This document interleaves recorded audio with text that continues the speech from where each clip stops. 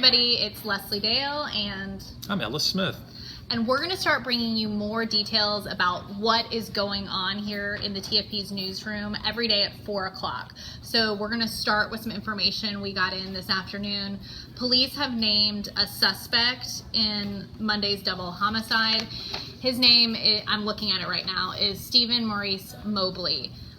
Rashad Taylor, 23, and Jasmine Hines, 22, were shot to death early Monday morning, and today police have gotten us this information again on the suspect. We're going to show you his mug right here, Stephen Maurice Mobley.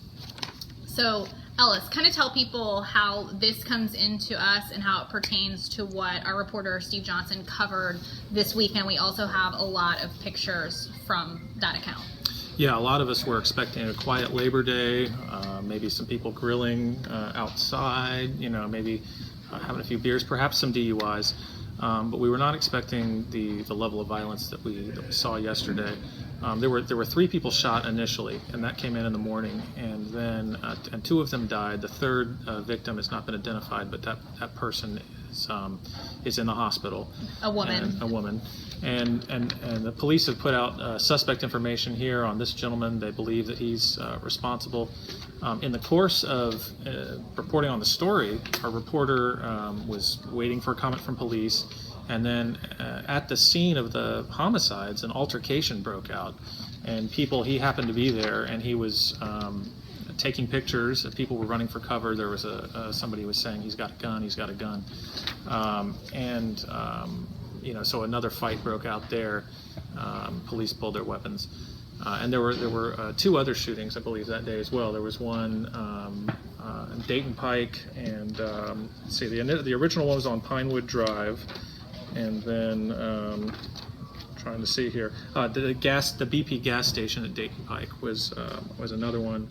And then and a lot of bystanders at all of the shootings this weekend over this holiday weekend. And our reporter Steve Johnson said when he arrived at the scene, someone had yelled out, "He has a gun," or something like that, and it really created a lot of chaos and a lot more people. And in those situations, luckily nothing did, but that's when you can have more violence occur. And I do want to be clear, these other 2 shootings that happened were not connected. So there was another person shot on Cannon Avenue. That was a 25-year-old Tyrell Patton who was shot. That incident's not related, nor is the one at the BP gas station on Dayton Pike. That was where Adam Brown, a 33-year-old, was found there with a gunshot wound. And all of these people in their 20s. Yeah. So that was quite a bit of violence for Labor Day. We'll continue to follow those, and hopefully police are investigating now. They're getting suspect leads, and they're working to figure out what happened. Right, and we were speaking with our reporter Steve Johnson again, who is on scene. He's been speaking with Mayor Andy Berke of Chattanooga, as you all know, today about the violence and about an announcement that has happened today from Mayor Berke. So let's talk about that. He is going to seek re-election. He's going to run for another term. He's working on, some of the things he's identified as things he wants to work on are working with his police officers and then the African American community to try to build relations there. People who have been following our coverage, they know that a lot of the issue when there's a shooting or an act of violence and police go in to investigate and they say, okay, well, tell us what happened.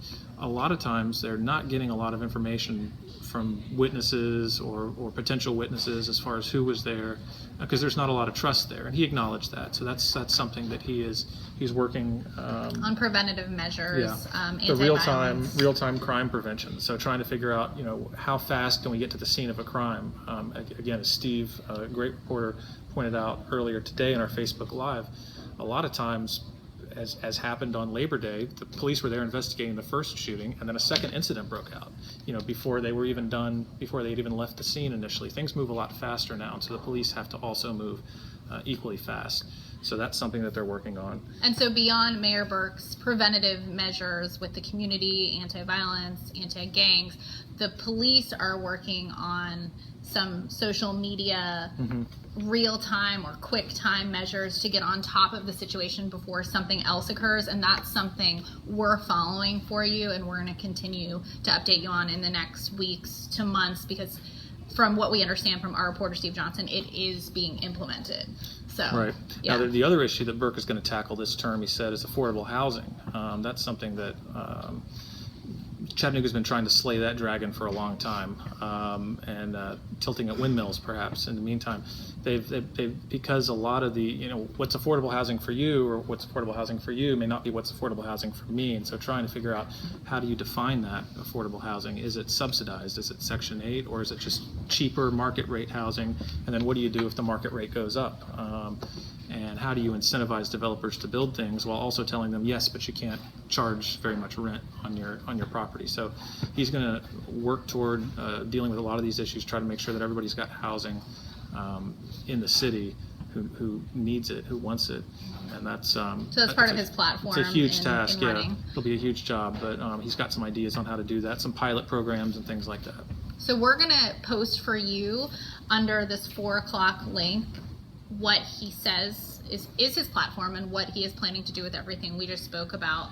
So look for that when you look at this update, and also talking about things that are affordable. We're going to take a turn into flights.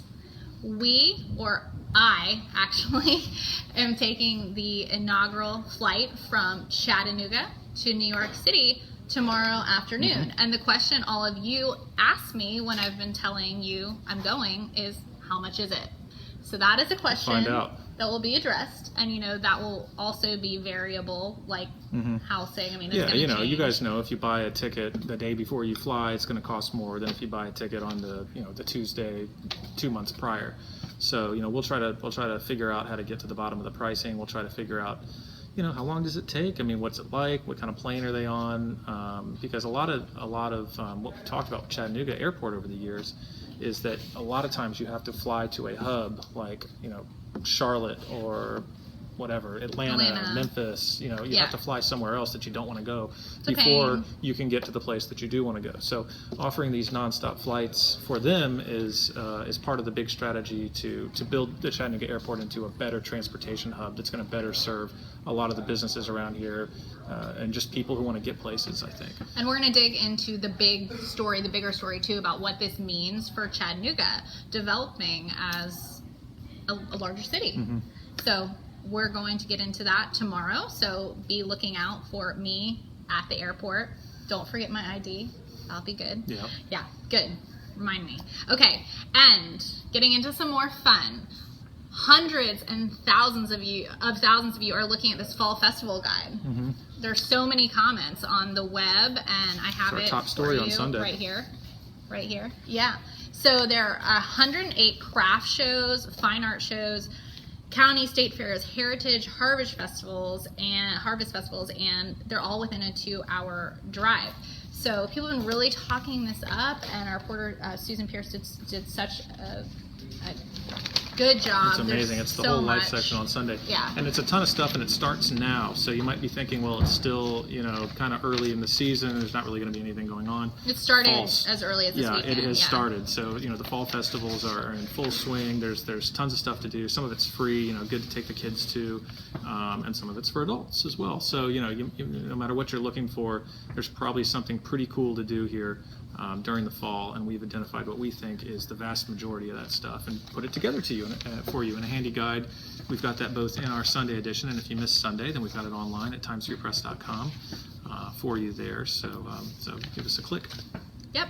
So we're going to continue to be doing this, just giving you more of an inside look at how we're working on things for you every day at 4. So certainly give us your comments, concerns, all of that, and we'll try to deliver some more inside news for you. So see you guys later. timesfreepress.com.